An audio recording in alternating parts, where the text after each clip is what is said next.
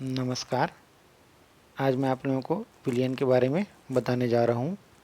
विलियन अर्थात शरबत या चाय, जिसको सब कोई जानते हैं। शरबत से हर कोई परिचित है, हर कोई पीता है। और चाय भी एक ऐसी चीज़ है जिसको हम लोग शाम सुबह एक बार अवश्य पीते हैं, तो उसको विलियन ही कहा जाता है।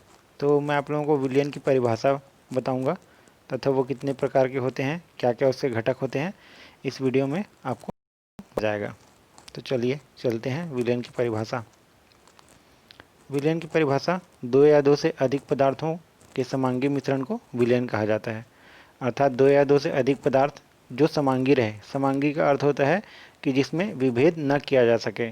जैसे हम शरबत बनाते हैं तो शक्कर और पानी जब दोनों आपस में मिल जाते हैं तो शक्कर के कण और पानी के कण को आप विभेद नहीं कर सकते।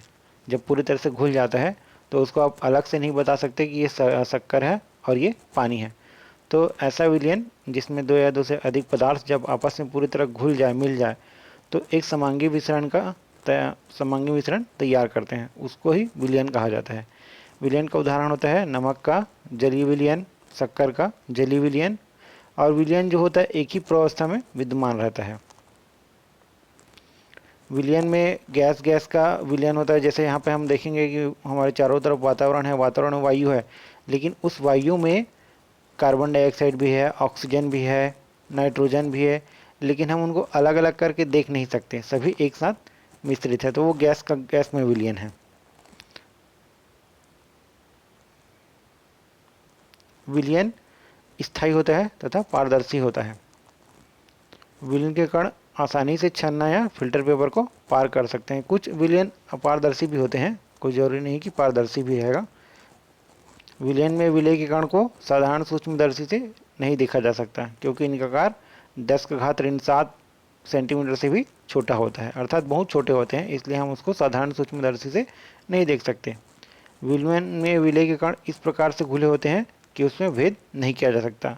मतलब विलय के जो कण होते हैं पूरी तरह से घुल जाते हैं और उसको हम लोग अलग से पहचान नहीं पा सकते कि ये विलय का कण है कि विलायक का कण है। विलयन के घटक देखते हैं तो दो घटक हैं, पहला विलय और दूसरा विलायक। विलय वह पदार्थ जो विलयन में कम मात्रा में रहता है तथा जिसे विलायक में घोला जाता है।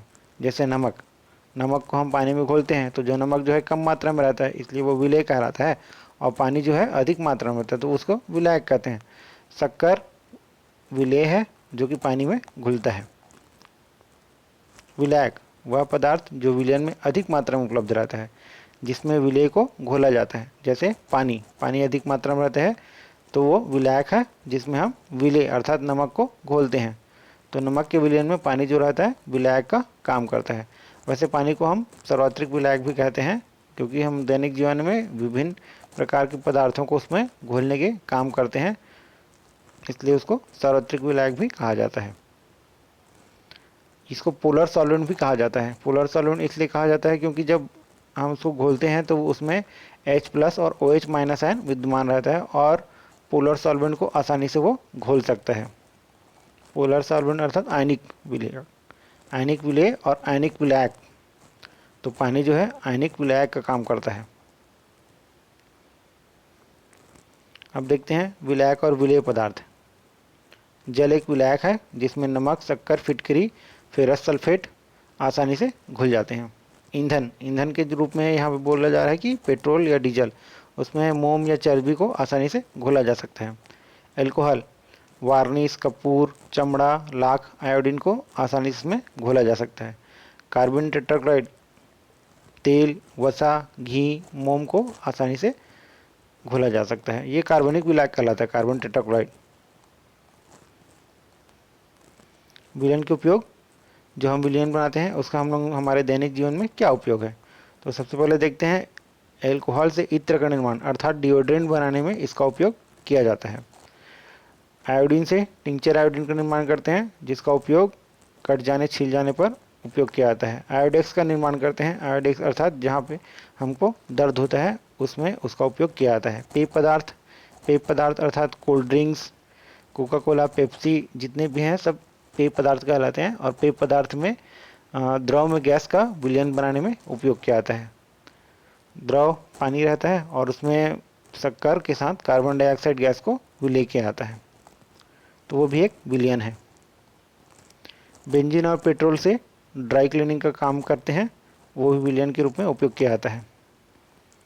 रंगों को घोलने में, ताकि अलग अलग प्रकार के रंग बन सके, तथा जिसका उपयोग अपने घरों में तथा रंगों का उपयोग चमकाने के लिए किया जाता है।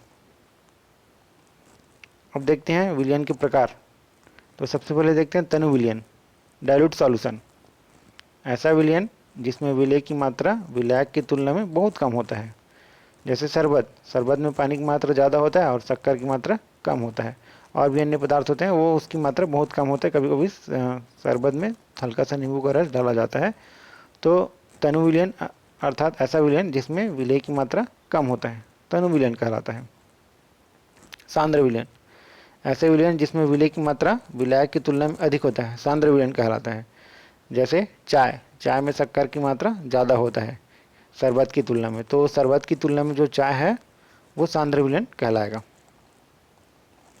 संतृप्त विलयन, किसी निश्चित ताप पर बना विलयन जिसमें विलेय पदार्थ की अधिकतम मात्रा घुली हो, मतलब उस ताप पर और उसमें पदार्थ या विलेय की मात्रा ना घोला जा सके, तो उसको संतृप्त विलयन कहते हैं।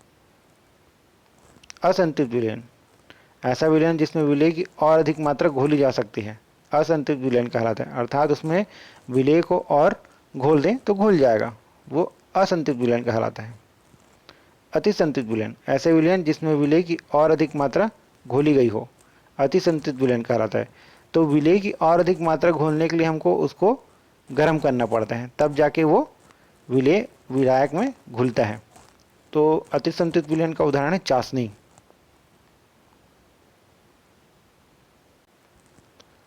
हमारा ये वीडियो आप लोगों को पसंद आया हो तो प्लीज़ लाइक कीजिए और शेयर कीजिए, तथा जिन्होंने हमारे चैनल को सब्सक्राइब नहीं किया है वो हमारे चैनल को अवश्य सब्सक्राइब कीजिए।